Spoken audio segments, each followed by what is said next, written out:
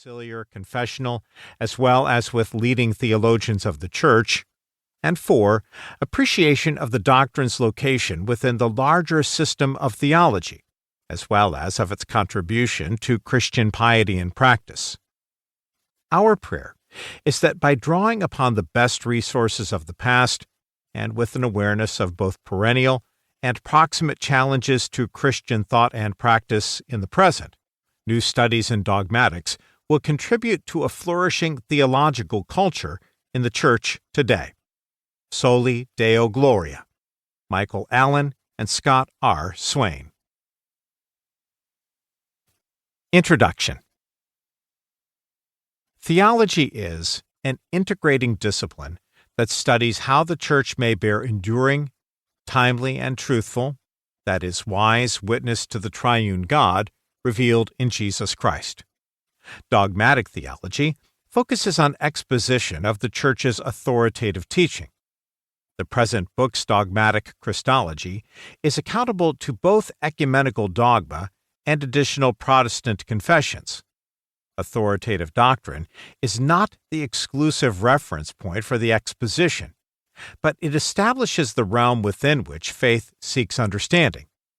Because so much modern Christology is preoccupied with methods of understanding, it is tempting instead to plunge immediately into the subject matter. However, knowledge of Christ is a gift. Its reception is a Christological subject that needs a proper introduction.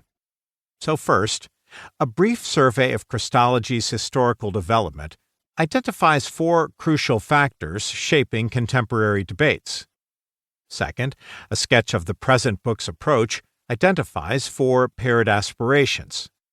Third, a short synopsis explains the book's title, identifies its distinct perspective, and charts the theses of its chapters. 1. Crucial factors shaping Christology. Dogmatic Christology started with a biblical foundation and built traditional structures during the patristic, medieval, and Reformation periods, only to suffer the modern collapse of its incarnational narrative, which made space for competing reconstruction sites today.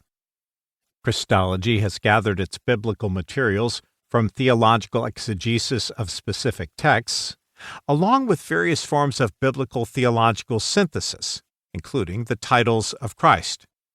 Biblical materials grounded the creedal cornerstones of Nicaea, 325, Constantinople, 381, and Chalcedon, 451.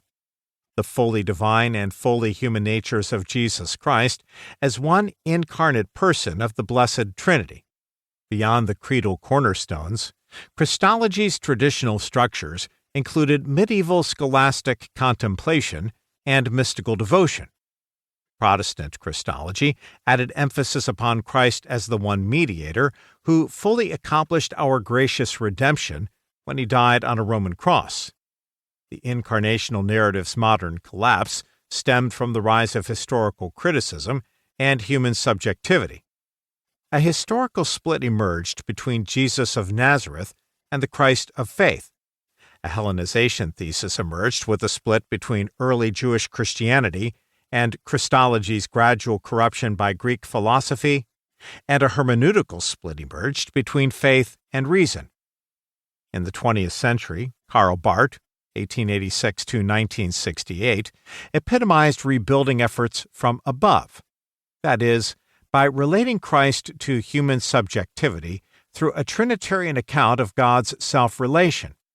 And Wolfhart Pannenberg, 1928 to 2014, epitomized rebuilding efforts from below, that is, by relating Jesus to historical criticism through a Trinitarian and eschatological account of his resurrection.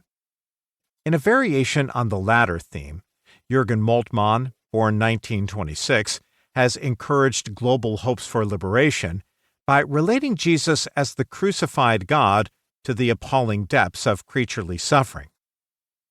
As Christological reconstruction sites proliferated in recent decades, the categories and even the claims of the Chalcedonian definition remained under pressure. Among the proposals engaged in ensuing chapters, 1.